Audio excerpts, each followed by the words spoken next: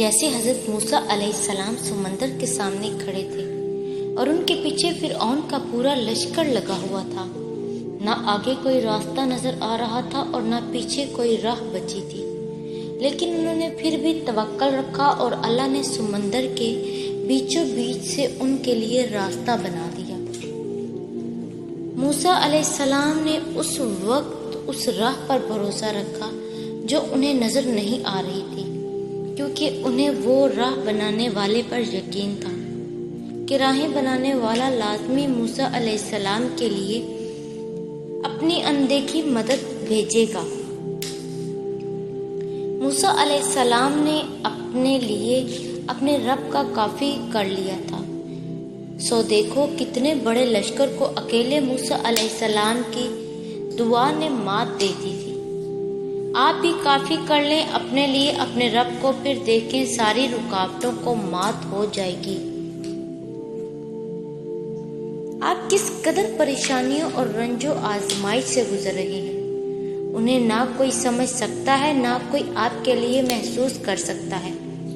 نہ کوئی آپ کی تکلیف میں وقتاً آپ کا ساتھ دے سکتا ہے۔ یہ دنیا انسانوں سے بھری ہے،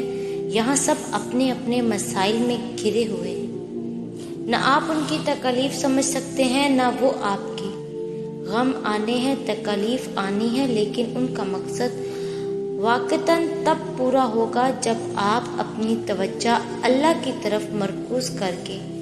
اسی کو اپنا مسیحا سمجھیں گے، اسی سے فریاد کریں گے، اسی سے مدد کی امید رکھیں گے۔ تب آپ جانیں گے کہ حضرت یعقوب نے یہ کیوں کہا تھا،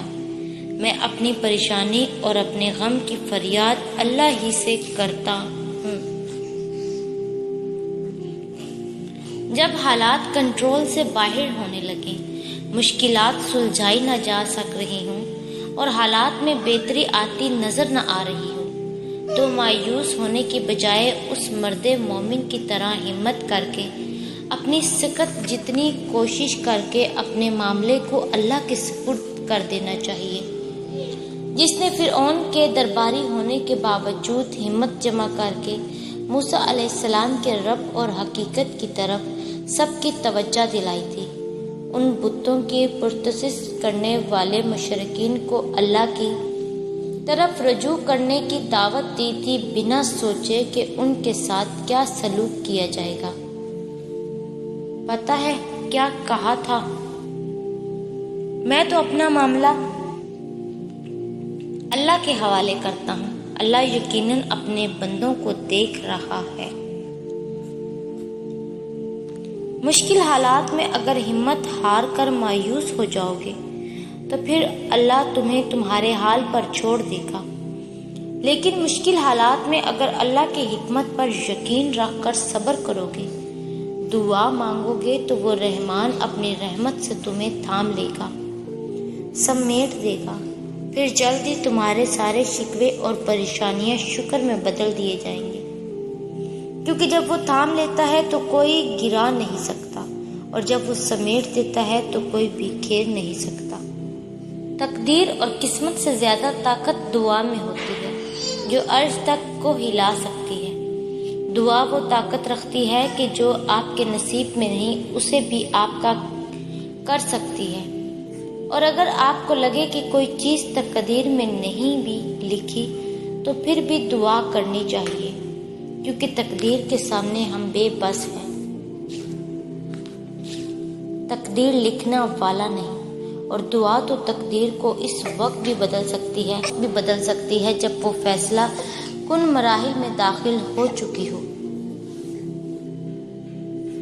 اس جہاں کے پار ایک مقام ہے جس کو عرش الہی کہتے ہیں، اور وہاں ہر صدا پہنچتی ہے، وہاں خاموش چیخیں سنی جاتی ہیں، وہاں ایک ایک پل، ایک ایک آنسو کا حساب رکھا جاتا ہے۔ تو تم پرسکون ہو جاؤ، وہاں زیادتی نہیں ہوتی، ہر آنکھ سے بڑھ کر دیکھنے والا تمہارا یہ حال دیکھ رہا ہے، وہ واقف ہے ہر اس ظلم سے جو دنیا نے ظلم تم پر کیا، وہ تمہیں اس کا ایسا اجر دے گا کہ تم اپنی خوش نصیبی پر خود رشک کرو گے۔ وہ مہربان رب کچھ نہیں بھولتا۔